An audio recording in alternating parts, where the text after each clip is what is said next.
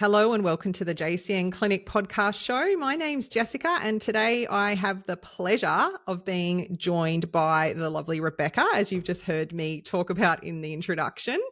Thanks for joining me, Rebecca. Well, thank you so much for the invitation, Jess. It's amazing to be here and speak to your very impressive audience. Yeah, it's going to be a really interesting chat. I know we talked about we'll actually have you back a couple of times to talk about some interesting topics.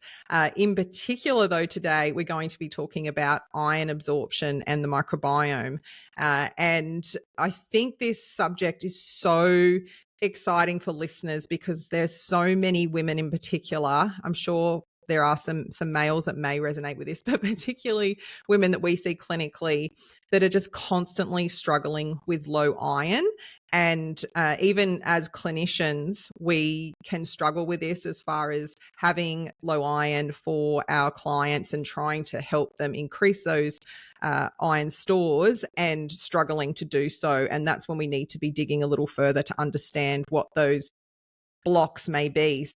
I'm so stoked to be talking about this today because I think our listeners will learn a lot. Oh, look, it's definitely one of my favorite topics as well, because like you just said, there's a lot that's known, there's a lot that's unknown. And then there's the whole medical misogyny piece on top of it too. Yes. That is so true. I can't wait to talk more about that. So before we dive into the topic, can you just I've given obviously a bit of an overview already in our introduction, but I'd love just from your words to hear a little bit about you and why you're so passionate about this area and about, I guess, probiotics in general.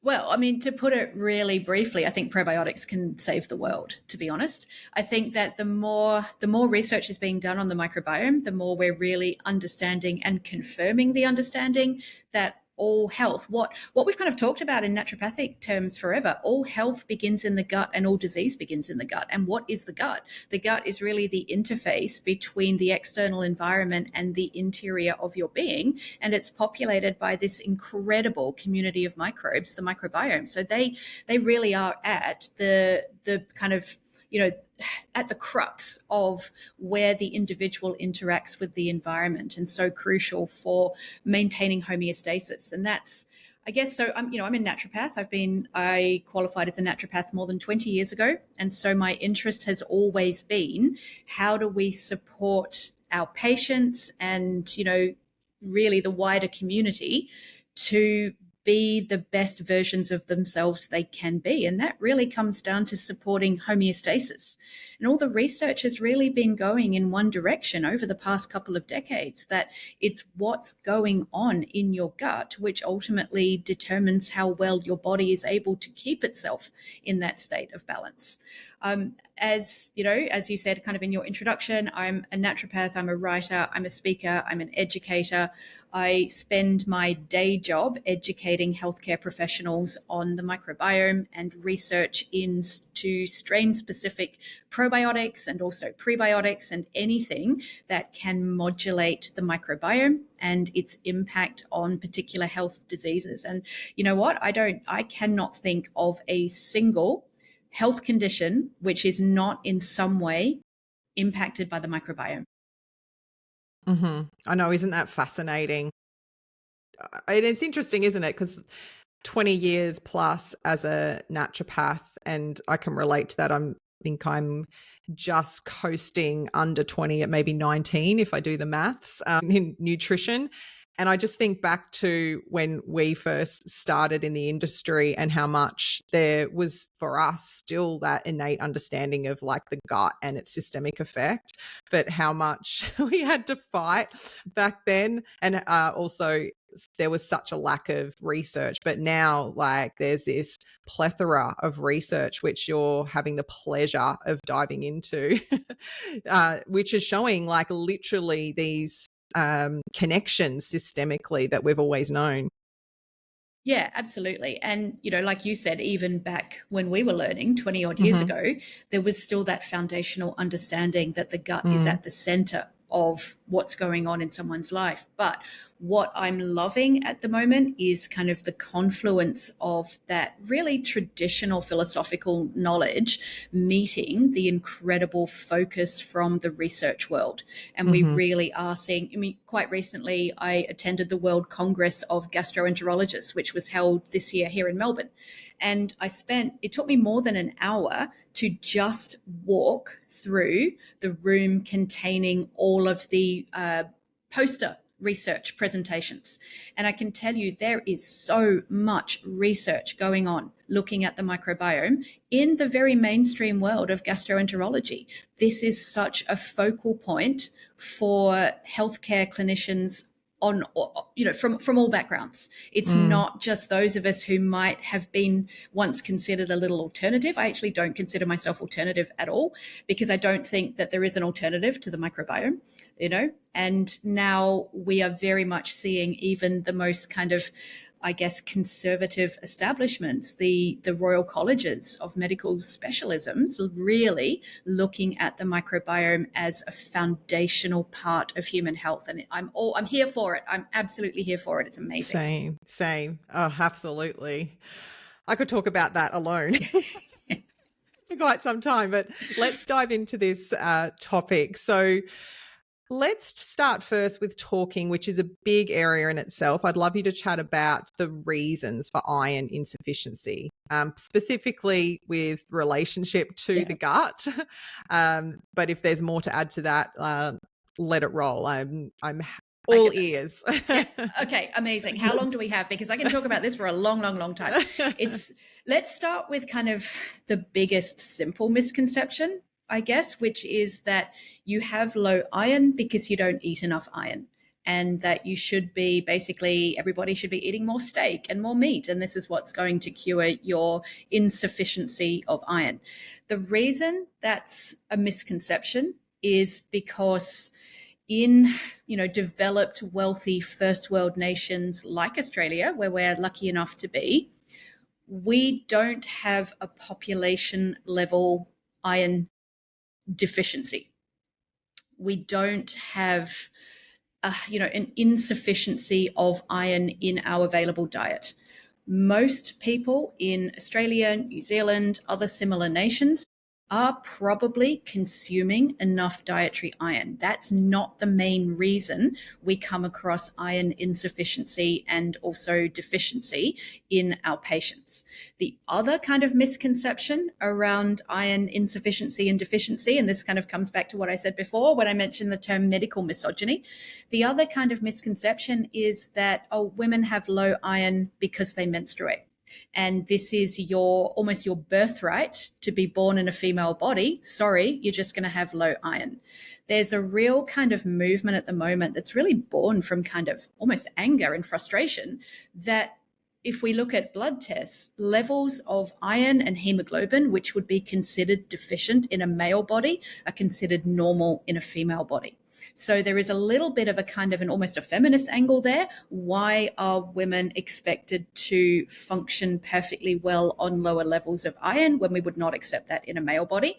And then we can kind of layer on top of that, well, what are the factors that are causing many people, often women, to be experiencing insufficient levels of iron? So if it's not an insufficient amount of iron in the diet, then what is it that is holding so many people back from achieving repletion of iron?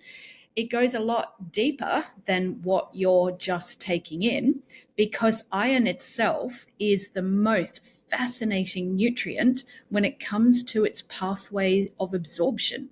The way the digestive tract deals with iron is totally different from any other nutrient. Most nutrients, it's a relatively simple journey of you eat food containing those particular vitamins or minerals, and they are in still a complex way, but much more straightforward pathway for those nutrients to make their way from the food across the epithelial barrier in the digestive tract and into the bloodstream.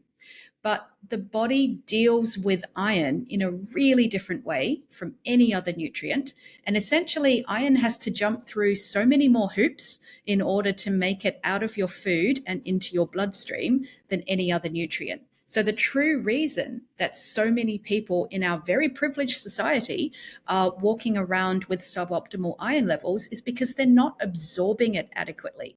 So this kind of brings us really neatly back to our initial focal point of this conversation. It's all about the digestive tract. It's all about what's happening in the gut, which is affecting your iron levels. Beautiful. So beautifully put. And I know that we see this clinically at JCN all the time, as you would see as well, where you work with clients and they have suboptimal iron or low ferritin levels, and without even touching supplementation in the direct iron space and just working with improving their gut health, as you mentioned, as the months tick by and there's retesting applied, you're seeing improvements in those iron levels and in those ferritin stores just through optimizing digestion, which I know we're going to get into more. So it's just it's just such a I love how you've just explained that, because I think there is such a misconception,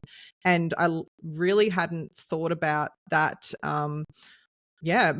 misogynistic view on on iron in that capacity, but it's so true. And particularly it had me thinking about just seeing some family members and even some clients going through pregnancy, and obviously the increased demand on blood flow there and the drop in iron that occurs, but still running into that through that mainstream medical model where they feel so deficient but are being told, and I'm not saying this happens all the time, but I've seen it, but where they're being told by doctors, oh no, you're fine, like that's just part of pregnancy, that's just part of being a woman, just just kind Well, of I like, mean, pregnancy is I know its it's own special yeah, story as well. yeah, And again, I have a lot to say about that with iron too. But I'm sure we're coming to that.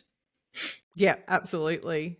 So what about there's a few specific areas to get into here, and then we're going to talk about the role of the gut as pertaining to the microbiome. But iron and the immune system, can you speak to that specifically, which I know again is a big Yeah. topic?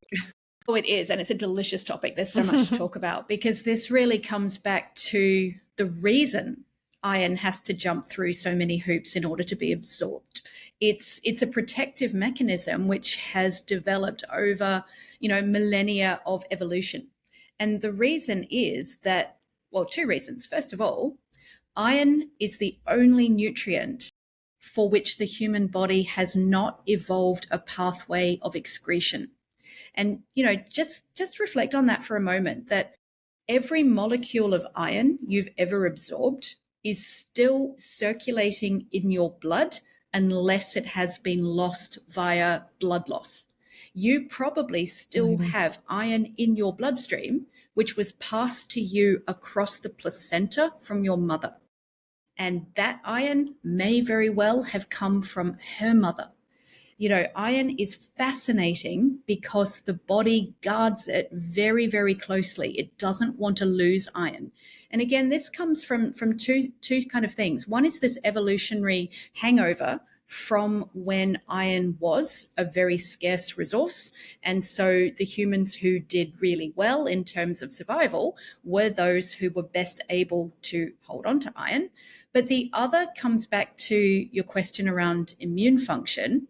The reason iron has this different pathway of absorption is because humans are not the only creatures, I guess, who benefit from iron. Iron is a very useful fuel source for microbes. And what this means is that iron essentially provides fuel or energy or nourishment for microbial colonies which may be of detriment to human health. In other words, a high iron environment means that a pathogen such as an infectious virus or pathogenic bacteria can actually replicate faster. So this means that the human body has evolved to the position we're in now, where we want to tightly control our iron levels to prevent invading infections from using iron to speed up their ability to cause infections and replicate.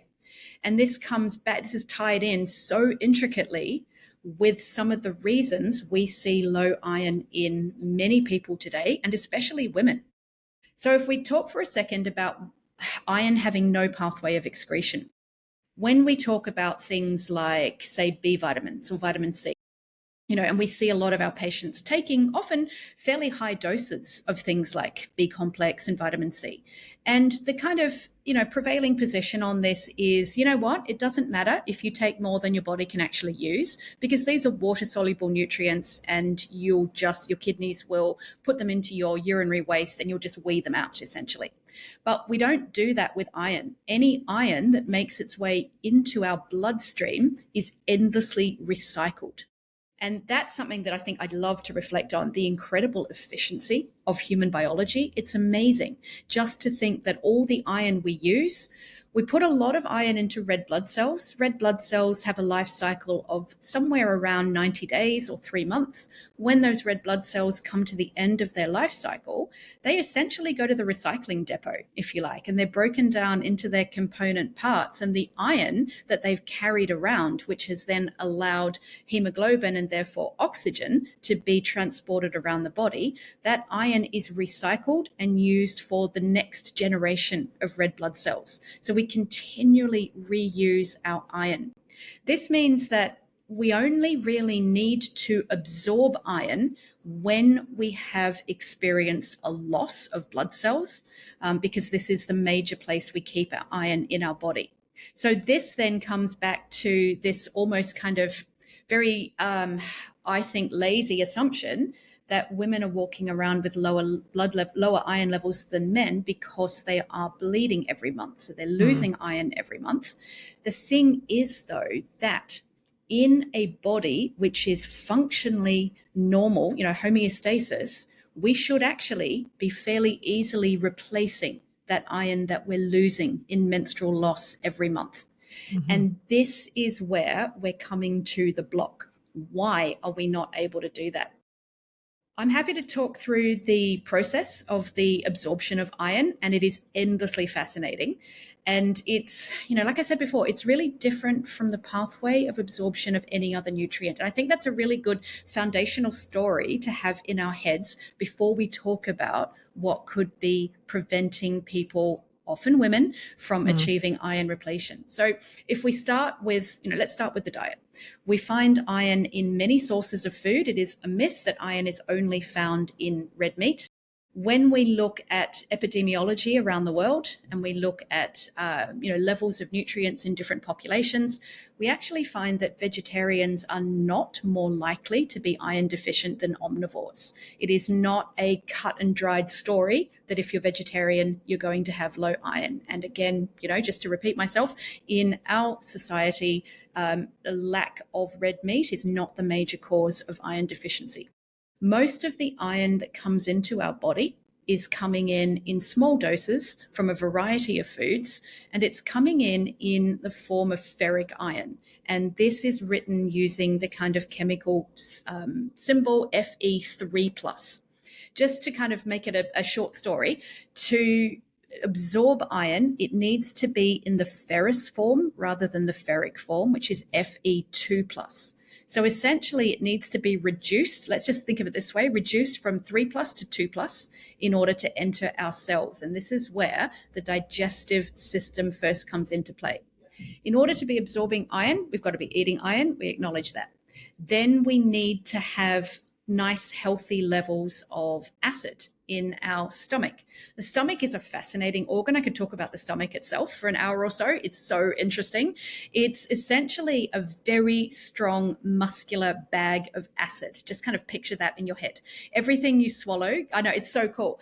Think about it almost like a muscular washing machine full of acid. It's squeezing, it's propelling, it's making sure that its acidic secretions are kind of making their way through all the food that you've just eaten. So all the food you've eaten gets essentially washed in this acidic secretion in your muscular washing machine of a stomach. And the thing about acid is very good for breaking bonds, and particularly breaking bonds in protein chains. Coming back to the iron in our diet, iron doesn't exist just as free flowing kind of molecules in our food. It exists bound to amino acids or proteins. And that bond needs to be broken if we're going to absorb the iron. So the very first thing we need is a nice, healthy stomach environment to break these bonds and free the iron up to allow it to progress to the next stage of digestion, which is when it's going to be absorbed. Straight away, we can see an awful lot of people who are going to have trouble absorbing their iron. And that is going to be anyone who is taking a proton pump inhibitor. And these are our over-the-counter or prescribed medications which suppress the production of stomach acid. And we know that a high percentage of older Australians in particular are taking these proton pump inhibiting medications long-term when they really should be used for short-term use only. And this is recognized as a growing problem, and there is a lot of education and advice being given to the medical community to try to reduce the long-term utilization of these PPIs. It's a known fact that they disturb the absorption of iron, but not just iron, and they also predispose people taking them long-term to an increased risk of gastrointestinal infections, as well as osteoporosis and many other things. But that is really the first place to start. Are you producing good quantities of stomach acid, and are you, able to really perform this first function of digestion? Now, after the stomach has kind of churned everything around into this messy acidic soup, it then passes from the stomach into the small intestine. And this is really the top of our intestinal tract. So the stomach is not part of the intestines, but it is part of the gastrointestinal environment. It's the gastric part. The intestines start as the kind of, acidic soup moves into the small intestine. And most of the absorption of our micronutrients, so that's our vitamins and minerals, that occurs in the upper part of the small intestine, which is the duodenum. Digestion and absorption are some of the most fascinating human processes there are. Essentially, what we have at the top of the intestinal tract, so we have lots of folds. The intestinal tract is often drawn in diagrams as though it's just a straight tube, like a pipe. It's not. It's really foldy. It's full of lots of nooks and crannies.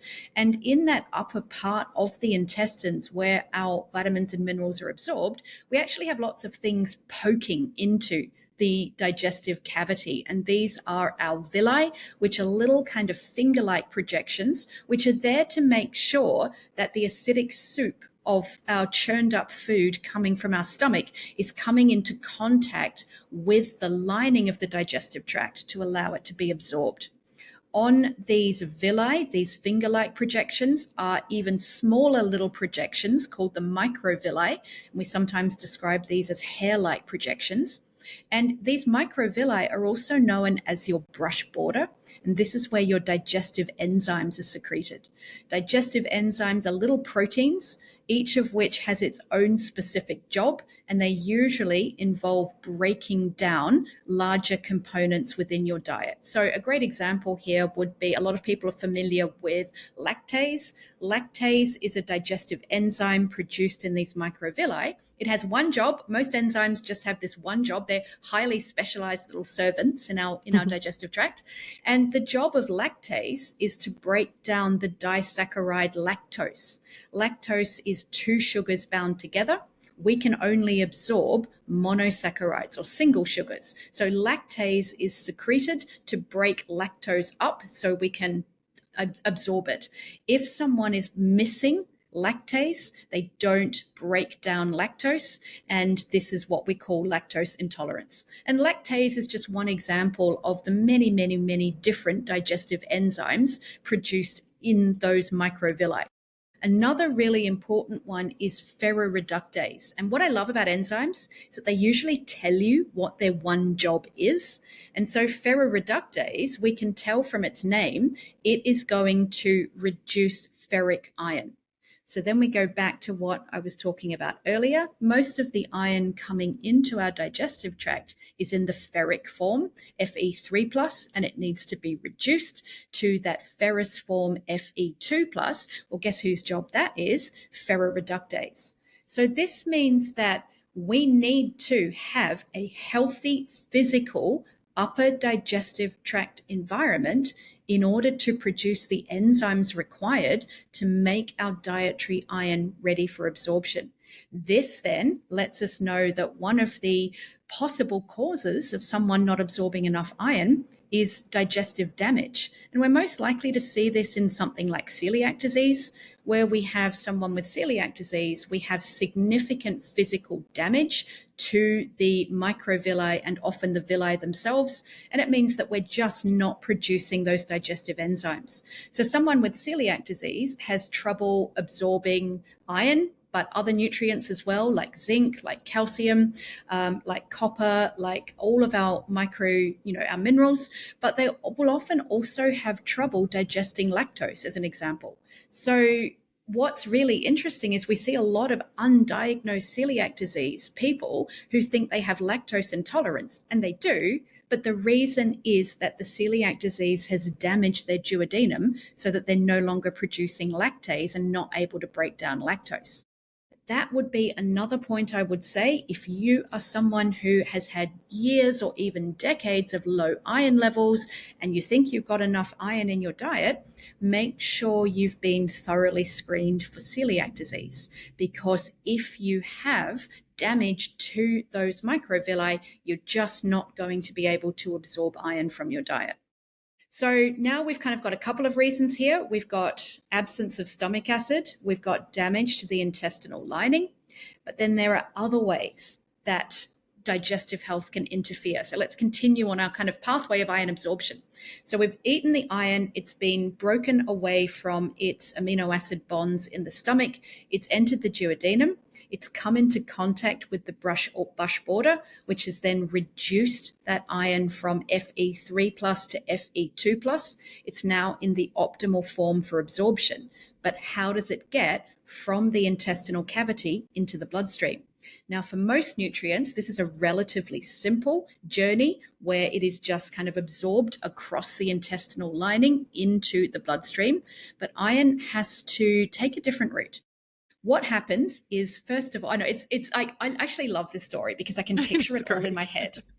I can picture it all in my head like it's a little storybook. And I always find that helps me to learn really well. So please know, in my head, I am picturing, actually, you know what? I'm going to describe what I'm picturing. Yeah, do. I'm picturing iron as little people, because the next step for iron to get into enterocytes, the cells that line our digestive tract, is they have to utilize a transporter protein. Now, let's think of that transporter protein as like a bus. So essentially, this bus has to drive across the border being the membrane of enterocytes, the cells that line our digestive tract. The thing is that iron can only enter your body's digestive cells, enterocytes, in the presence of this particular transporter protein. This transporter protein is called the divalent mineral transporter, or DMT. If we think about its name for a second, it's pretty obvious it's a transport protein. It's called a mineral transporter, but it can transport divalent minerals. Now, a divalent mineral is any mineral that has 2 electrons in its valency, that is represented in chemical formulation as that 2 again. Remember that we've talked about iron in its optimal form for absorption being Fe2+.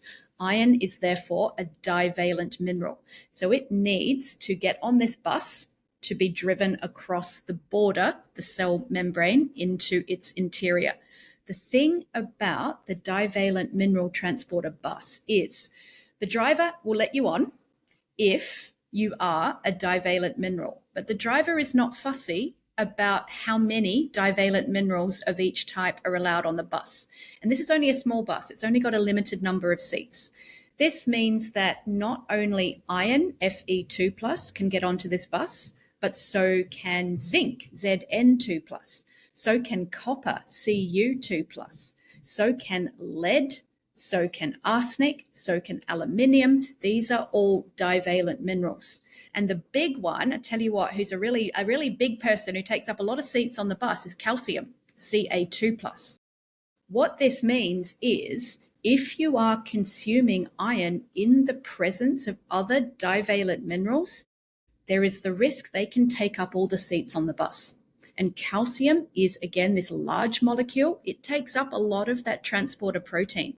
This is one of the reasons we see insufficient iron levels in very young children when they have diets which are very high in milk. They're taking in a lot of calcium and they're actually using up all of that mineral transporter protein with their calcium, and there's no room for iron on the bus.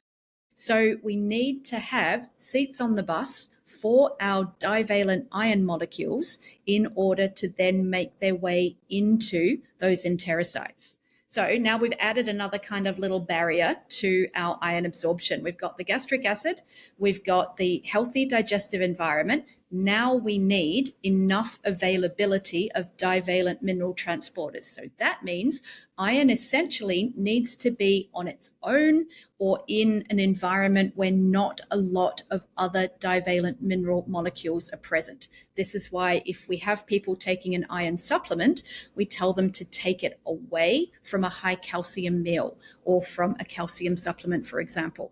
It's also why another cause of iron insufficiency that needs to be investigated and ruled out is, kind of toxicity of heavy metals, because many heavy metals are in our body, again, in that divalent mineral form. So, for example, I can tell you that there is a profession or a hobby that's really associated with iron insufficiency, and that is people who make stained glass windows, believe it or not, lead lighters, because they're actually working with lead all the time, and lead is coming into the body again in this Pb2 plus form, and this is blocking all of those seats on the bus. So just because I actually had this in my clinical career, I had this gorgeous artist as a patient who made lead light windows, and guess what? She was constantly told that she had low iron because she was a woman and she was menstruating all her iron out, and actually it was that she was just not absorbing iron because she was full of lead.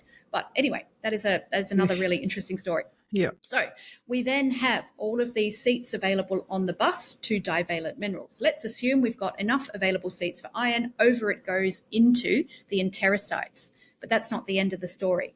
Enterocytes are the cells that line the intestinal tract. They're like the barrier between the interior of your digestive tract, where all your food is, and your inner self, if you like, your actual body, your tissue and your bloodstream.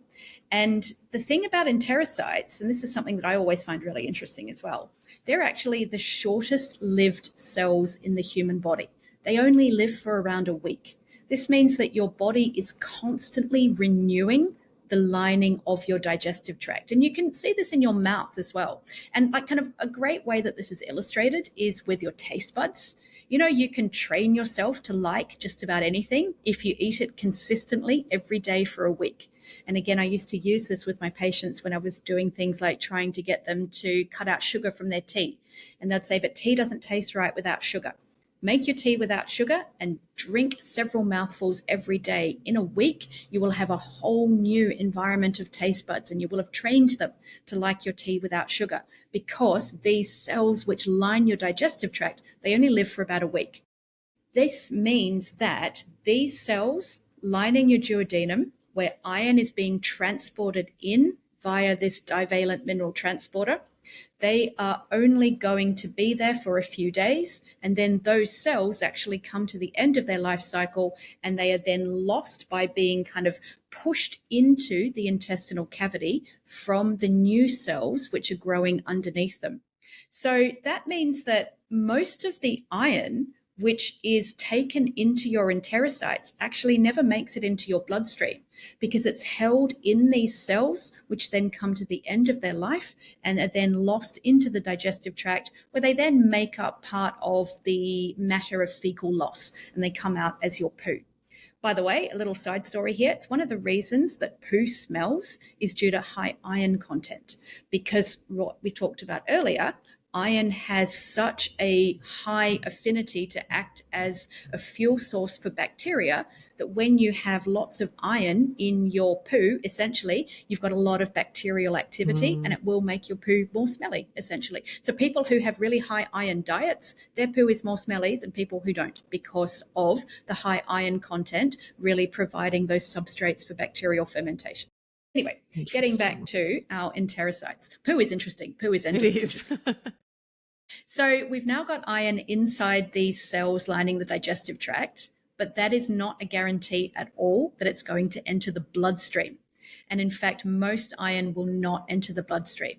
You'll only ever absorb into your bloodstream around about 2% of all the dietary iron you eat, because most of the time your body is not interested in allowing more iron into the bloodstream because of what we spoke about earlier, it wanting to protect itself from essentially being a smorgasbord for bacterial infections. So most of the time, you're actually not absorbing iron at all into the bloodstream because you have enough iron.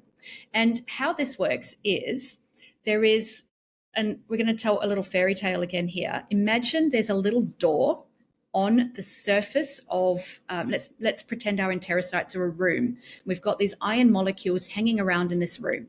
And in order to enter the bloodstream, they need to go through a door that is shaped perfectly for them and only them. Only iron can go through this door.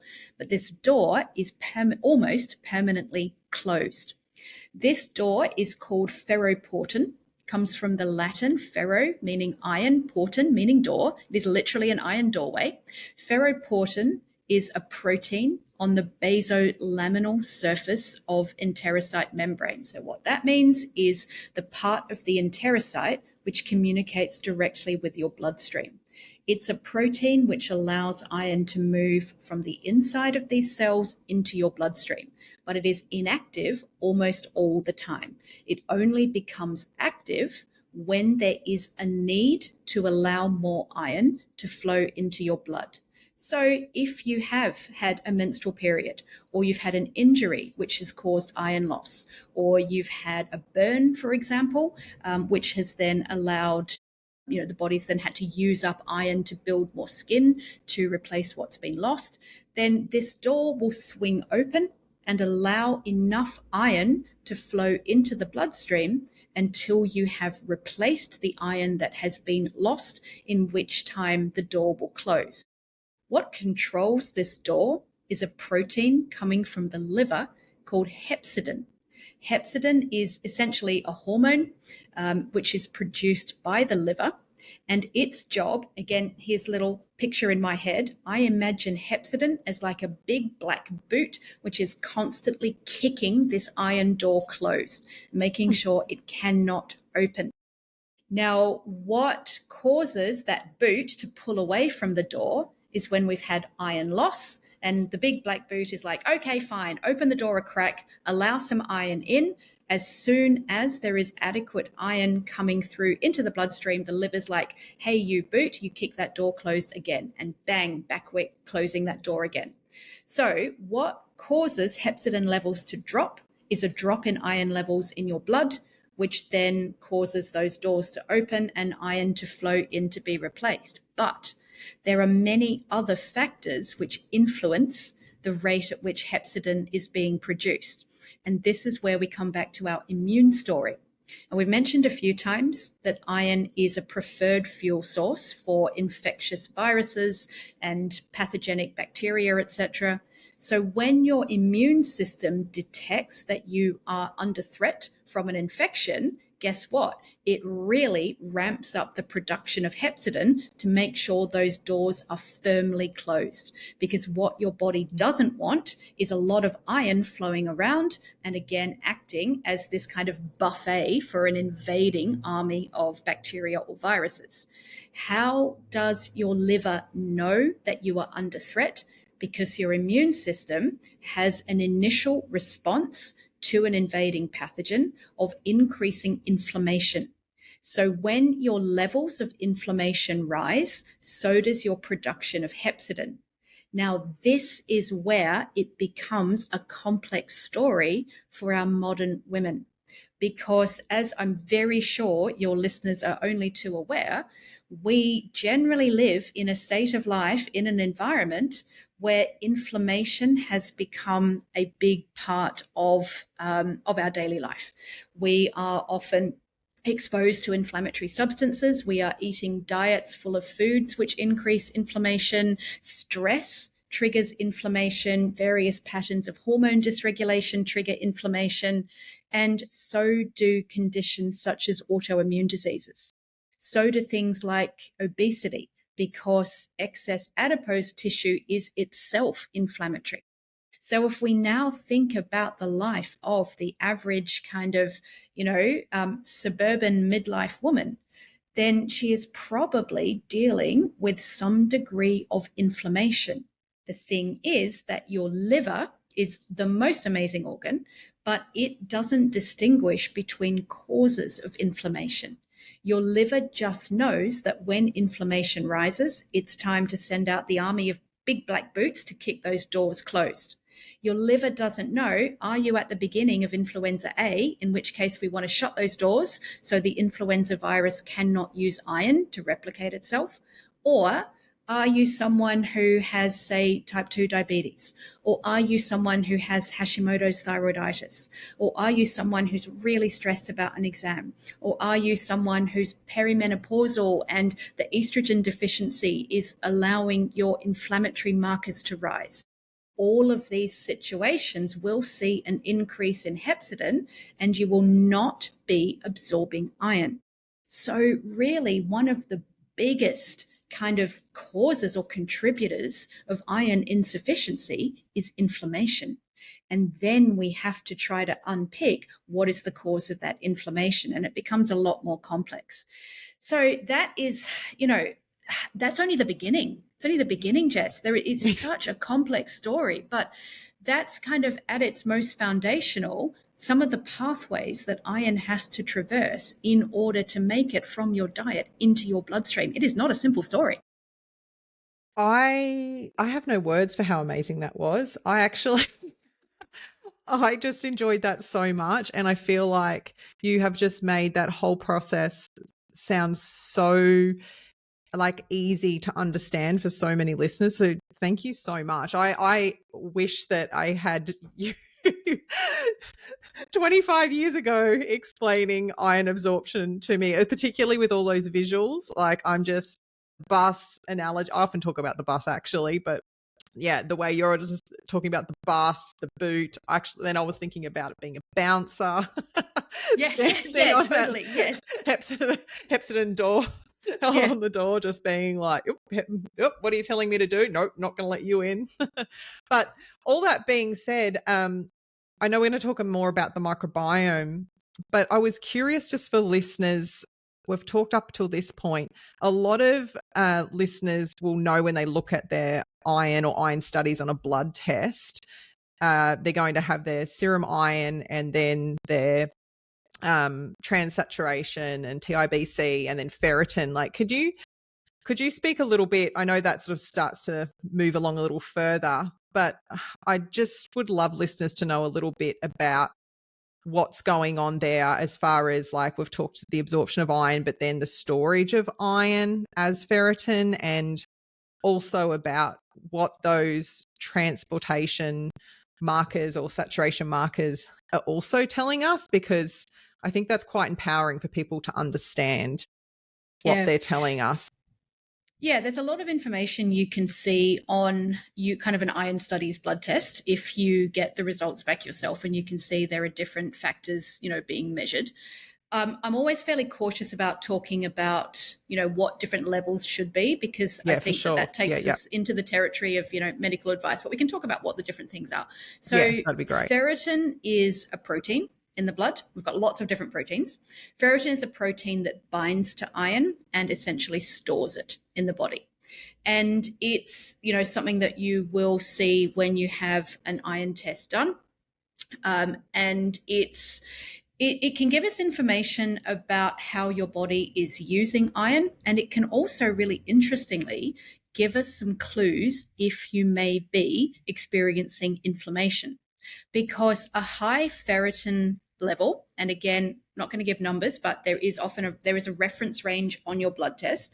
If you have a level of ferritin which is above the reference range or is high in relation to some of your other iron markers, then it can be an indication that you have plenty of iron, because that iron transport, that transport protein is kind of carrying lots of iron around the body. So first of all, it can be an indication of good iron stores, but it needs to be looked at in context, because high ferritin can also occur in a state of high inflammation as well.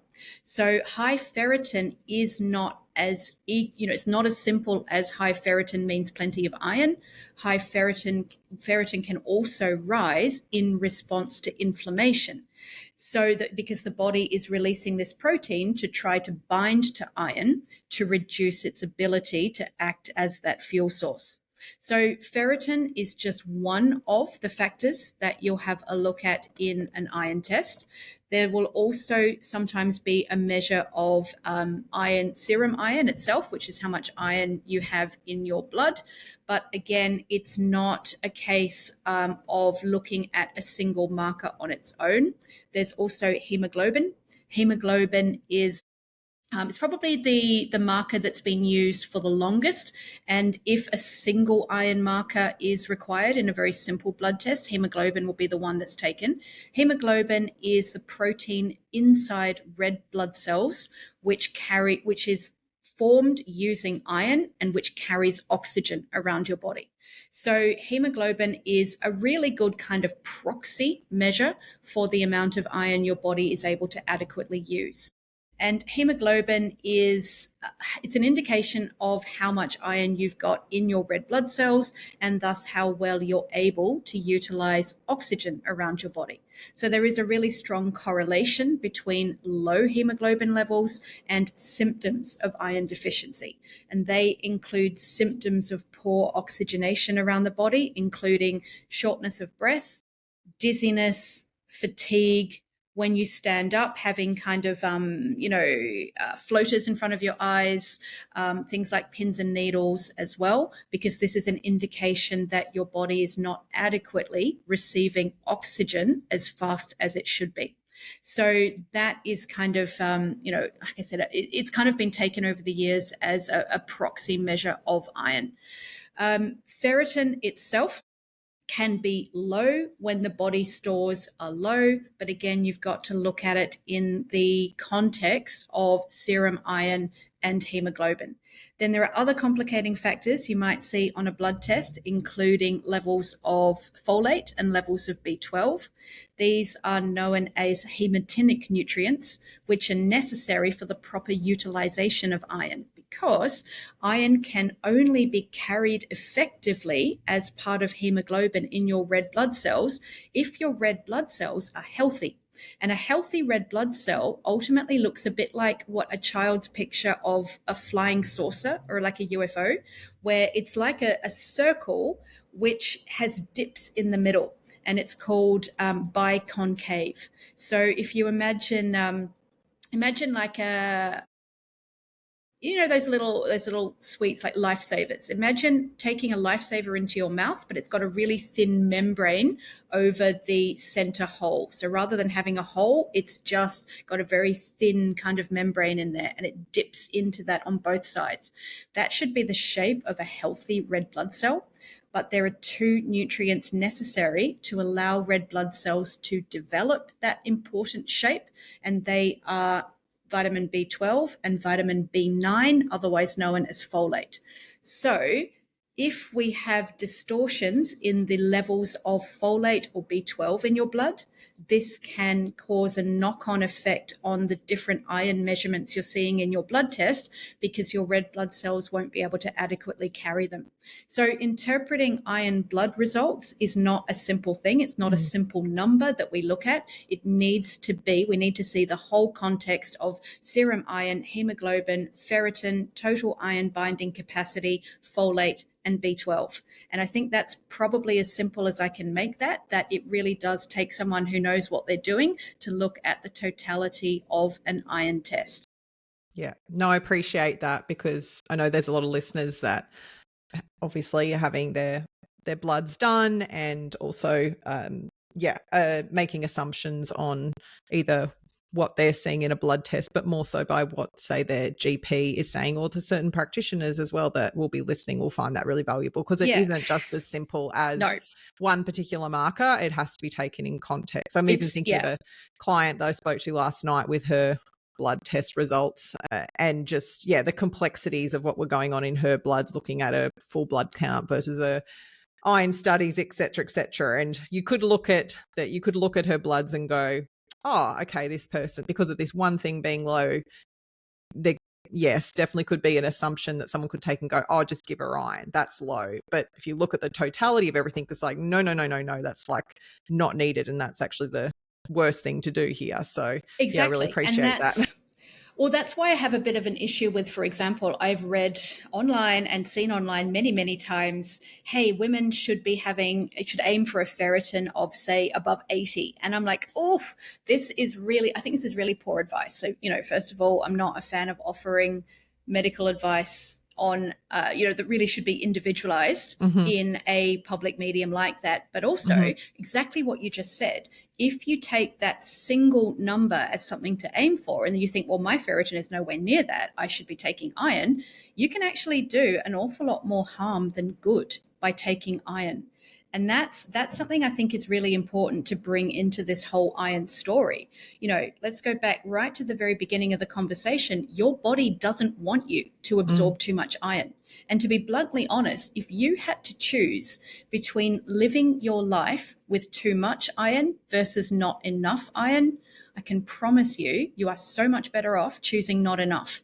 And that's something that's actually really, really interesting. If we look at longevity studies around the world, we actually find that populations with the lowest iron levels live the longest. And that, I think, is fascinating. And it really comes back to the pro-oxidant activity performed by iron. Iron is, lots of your listeners will be familiar with the concepts of antioxidant. Iron's the opposite. Iron is a pro-oxidant. Iron causes oxidative damage. And this is one of the reasons your body needs to keep its absorption in check, because too much iron damages tissues and ages you, essentially, to put it really simply. And this is associated with a shorter life. So then that brings us back to why it's not a good idea to indiscriminately take an iron supplement. And oh my goodness, I cannot tell you how cross I get when I hear people say things like, oh, you're a bit tired, you should take some iron. No. An iron supplement should be your kind of last line before there are lots of many things you should try first. Yes. And even in someone who is low in iron, I would not jump to supplementing with iron, because again, we've got to go back to the whole story of why are you low in iron in the first place? And something that I think is often really overlooked is that taking an iron supplement, and this is probably a good time to bring in the role of the microbiome, taking an iron supplement, if you are not absorbing it well, you'll actually cause damage to your microbiome. And you're then just making everything worse. No, that's so true. Cool. Yeah, let's dive into that. Let's talk about the role of the microbiome in all of this. So the microbiome, as we've kind of acknowledged earlier, is really being seen as one of the master regulators in human health.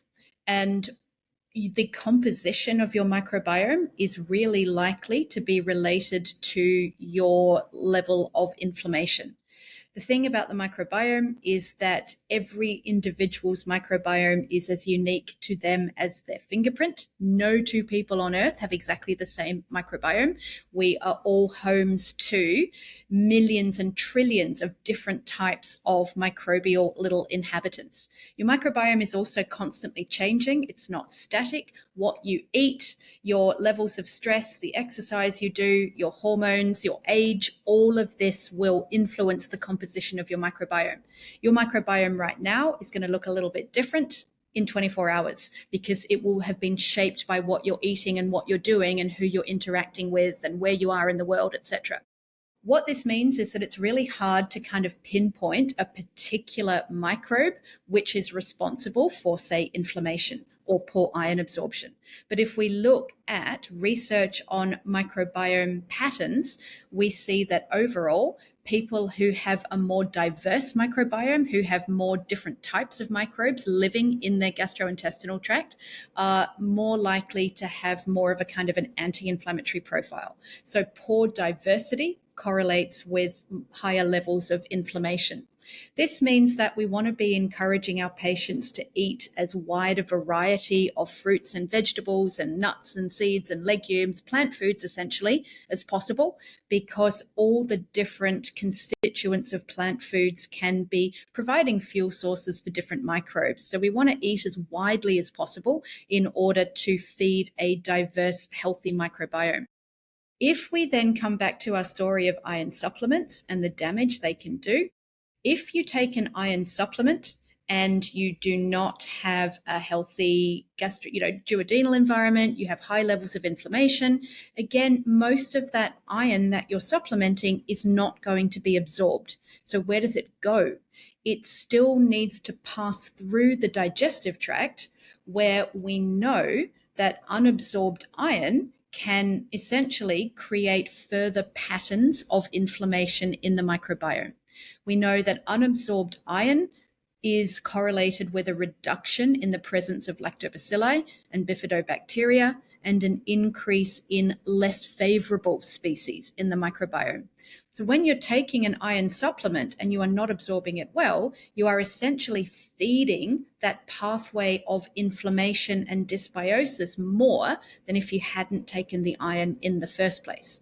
There's also the fact that unabsorbed iron supplements can be pretty unpleasant for a lot of people. Iron is actually one of the medical interventions with the lowest rate of long-term compliance. What we mean by that is that most people who are prescribed an iron supplement actually end up stopping it due to side effects. And those side effects can be pretty nasty for some people, including gastrointestinal pain, constipation, bloating, flatulence, and in some cases, actually intestinal bleeding. So iron is not something to be taken lightly. It absolutely can be necessary and can make a big difference to some people's health. But again, it would be kind of down the line a little bit. I would always start with working on making sure we've got enough iron in the diet, looking at optimizing gastric acid secretion, optimizing the health of the duodenum, working on regulating inflammation. And here's where I would utilize the microbiome. That there is a specific strain of probiotic bacteria, Lactobacillus plantarum 299V, which is a really widely used strain of probiotic, very popular around the world. This particular strain of probiotic has been shown to significantly enhance the absorption of iron. It does that in two kind of distinct mechanisms. First of all, it produces a particular metabolite, p-hydroxyphenolactic acid, which enhances the production of ferroreductase. So remember that ferroreductase is that enzyme whose job it is to reduce our Fe3 plus iron to our Fe2 plus iron so the iron can get a seat on the bus. Well, that particular probiotic basically gets the iron ready for the bus. So it enhances the bioavailability of our dietary iron. The other thing it does is this is a strain of probiotic which is very well known to be anti-inflammatory. So it is helping to reduce that background level of inflammation and take that hepcidin boot away from the door, allowing more iron to flow into the bloodstream. And there are now many published pieces of high quality research showing us that that strain of probiotic bacteria significantly enhances absorption of iron. And that's iron both from the diet and from supplemental forms. So if I am going to recommend an iron supplement, I will always recommend it along with that strain of probiotic bacteria. That's fascinating. And I imagine even with some of that research too, just as you're alluding to, just taking that particular strain on its own, even, without additional iron, there is an increase in absorption capacity, yes, from just the diet alone.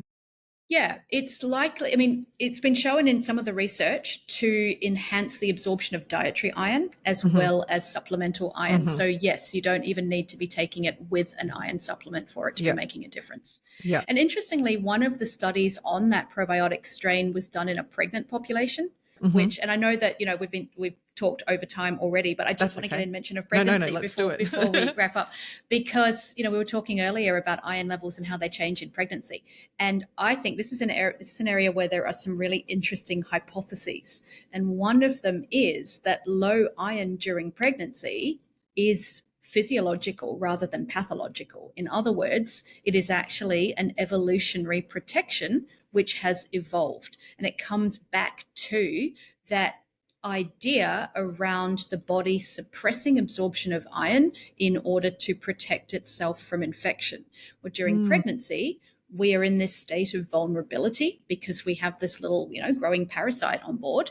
But a pregnancy is essentially a state of low level immunosuppression. Your immune system must be suppressed in order to not reject this foreign DNA developing inside you. So you are actually more vulnerable to infection during pregnancy.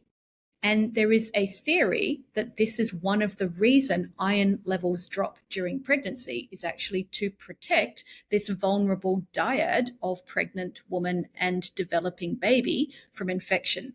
If you have less circulating iron in your bloodstream, you are providing fewer substrates for microbial replication. It's a theory. The other It's is that, interesting. yeah, it is really interesting. And, I definitely see that it ties in with this kind of evolutionary element. But the other reason is, of course, the hemodilution that's experienced during pregnancy as well, that suddenly you've got several kilometers more of blood vessels that your blood cells need to be traveling through. So by nature, the solids in your blood have to stretch a bit further. So there is also that kind of hemodilution aspect. So, again, there is this hypothesis that iron deficiency in pregnancy could be considered as part of normal, immune response to pregnancy, which I think is really interesting. What's also interesting is that breastfeeding suppresses hepcidin.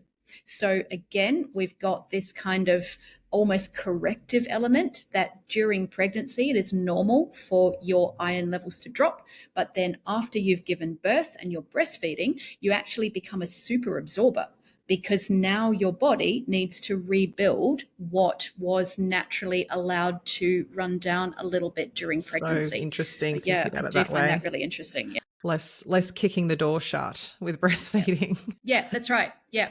Well, you know what it's like when you're breastfeeding, you're just like, your body is just feed me everything. Like, I don't think I've ever eaten as much in my life as when I was breastfeeding, because first of all of your nutrition is just running out of your boobs into your baby, but you've got all of your reparations to take care of. Everything that you gave away during pregnancy to that little developing person, you've got to rebuild all that. Hmm. Hmm. Yeah, absolutely fascinating. I've written down a few things as we've been talking that I'm just curious to ask you about.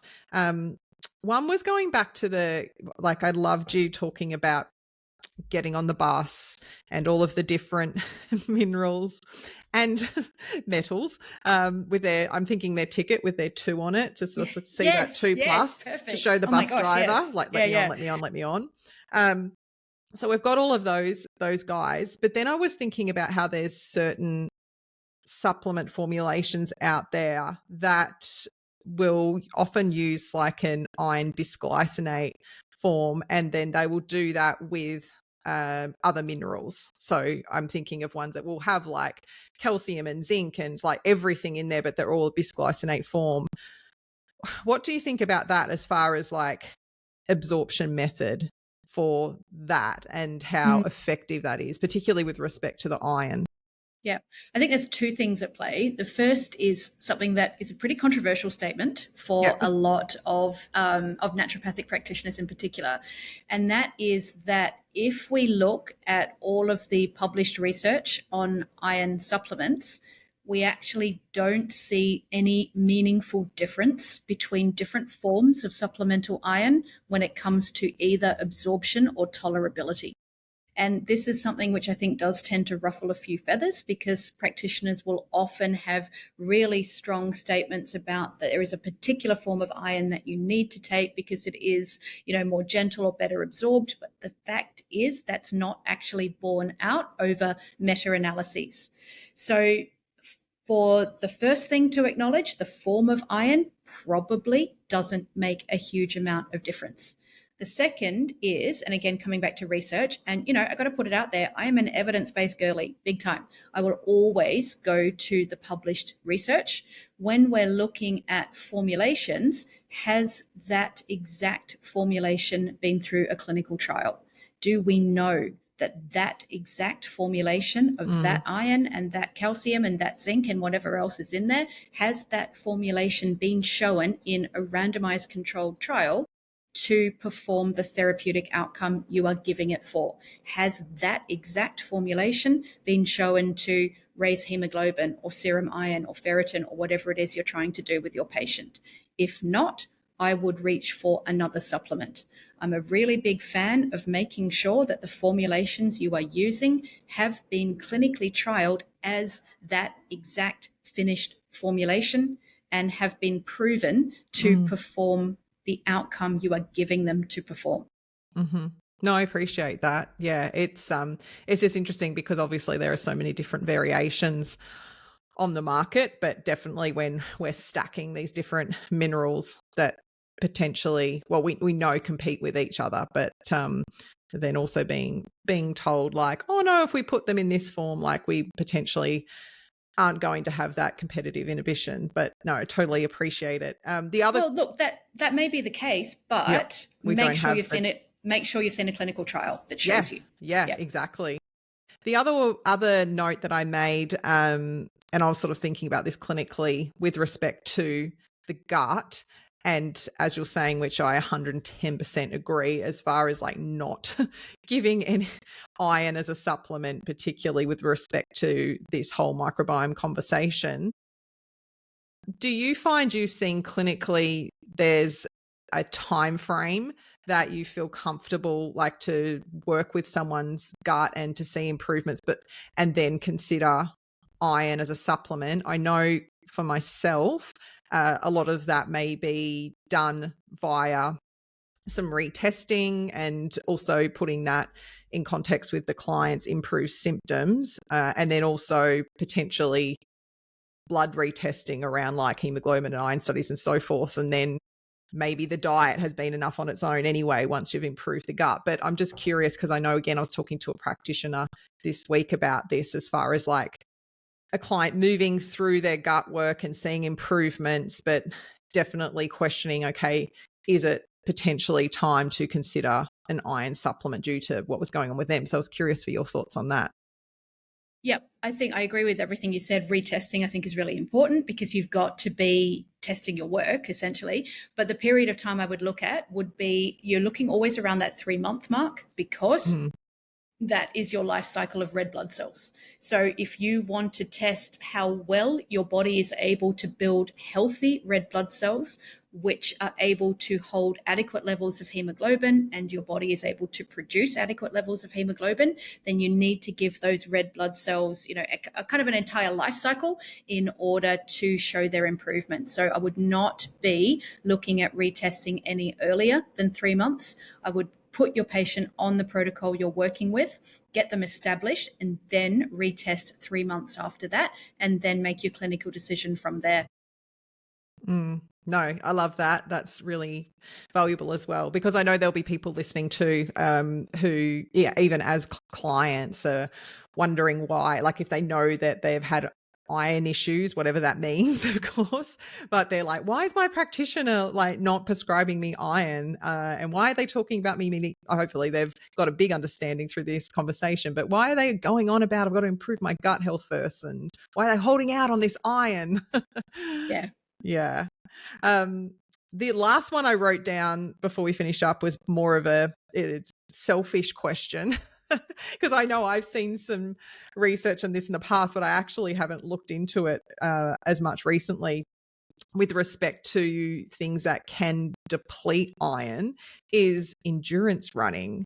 I'm not sure how much you've seen of late about research in that area. It's something that I do a lot of, and my understanding is that there is a lot of breakdown of those actual red blood cells because of that repetitive movement of the feet smashing into the ground. So, yeah, I was just curious about your Yeah. thoughts. Yeah. No, definitely. You see that in the research for sure. That, Yeah. yep, exactly what you described. Endurance running in particular is Yeah. associated with low iron. And yeah, the researchers are kind of really beginning to unpick that. And they do Mm, believe that it is that repetitive striking, mm, which increases the rate of breakdown, which I personally find fascinating. me I think too. there are other elements on top of that as well, including the fact that every time you are stretching muscles, you are causing, micro tears in sarcomeres, which are by their very nature triggering an inflammatory process in order to heal and to build muscle. So you cannot build muscle without triggering inflammation. Hmm. And this itself is potentially impacting absorption of iron as well. So I think you've got several Mm, factors at play there. This is a great example of why nothing in medicine is black and white, or hmm. black or white. That because you could look at that very simply and say, well, obviously exercise is really bad for you. Don't do it. And it's, I mean, I would love to take that as a stance because I really hate exercise, to be honest. But but that's obviously too simplistic because we Mm, know when we look at, at trials and research around exercise, we find that exercise correlates with better health outcomes. So it's clearly not as black and white as inflammation equals bad, exercise causes mm, inflammation, therefore exercise bad. mhm, So again, it's always in the wider context. And yeah, for sure, people who are undertaking that kind of repetitive, physiologically draining exercise, I mm, don't know what drives you to do that, but congratulations. These people are going to need more anti-inflammatory care for sure, mm, and they're mm, going to need more gut work. What's really interesting from a microbiome perspective is that we see that different sports and activities are actually correlated with different composition of the microbiome, which again, I think is fascinating. And endurance athletes have really different microbial composition than people who engage in, different kinds of exercise. So it's, again, I think we're just at the precipice of understanding mm. this, but it's definitely a complex web, and how fun to learn more. Yeah. No, I'm so fascinated by that world and have been diving into it a bit myself. And there's, yeah, as you said, there's a lot coming out. I'd love to, if it's something that you've delved into too, might be worth another conversation. Yeah, I even know, particularly in the endurance running space, there's some athletes that are using particular probiotics. Um, because of some of the data that's coming out and Yep. using them at specific times too, like when they're actually taking them Yep. with respect to their training or certain races. So yeah, it's fascinating. Yeah, and I think that's the next frontier of probiotic research in that direction for sure. And it is really, really interesting. Mm. Thank you so much. Like, this has been absolutely amazing. I knew it was going to be a great chat, but you've absolutely blown my mind. Well, how With- exciting that we have another one scheduled. right. Is there anything else though before we finish up that you wanted to add? Look, just that I really hope that this conversation has, really reminded people of the importance of your microbiome, and that every time you're, constructing your meal, you're just thinking about your little microbial inhabitants, and give them some love, give them as much variety in your diet as you possibly can. And that might mean even if you're someone who really thinks about your diet and you make sure you're getting loads of fruit and vegetables and nuts and seeds, even doing something as simple as changing up the type of seeds you're putting on your breakfast every day, you would just then be providing different substrates to encourage more diversity. So change is good, variety is good, and always focusing on that kind of plant-based aspect to really support our little microbes, because they do so much for us. So I feel like we can make sure that we're feeding them well. Yeah, beautiful. And if listeners want to know more about yourself, where can they find you? Come and have a look at the Activated Probiotics resources, so you can follow it. We do really fun social media. Come onto our Activated Probiotics Instagram page. If you're a healthcare practitioner, you can join the Activated Probiotics practitioner portal on our website, and you can get access to, you know, lots of videos with me waffling on about different probiotic studies and things in there. We run lots of fun webinars and things as well. But yeah, our social media is a great place to get started. Wonderful. I bet your videos too have plenty of enjoyable analogies like we've had today. Well, look, I have to be held back because, again, you know, I Oh. can talk for hours at a time. I mean, who's surprised to learn this? No, I've just thoroughly enjoyed it, and I'm sure our listeners have. And as you said, we will be having you back to talk about the oral microbiome, which is going to be another fascinating conversation. Can't wait. Yeah, it's going to be great. But thank you so much for your time. And for listeners, if you've enjoyed this conversation, please share on your socials or just tell a friend about the podcast. We love to spread the word, but thanks for joining us, and we'll catch you next time. Bye. Bye.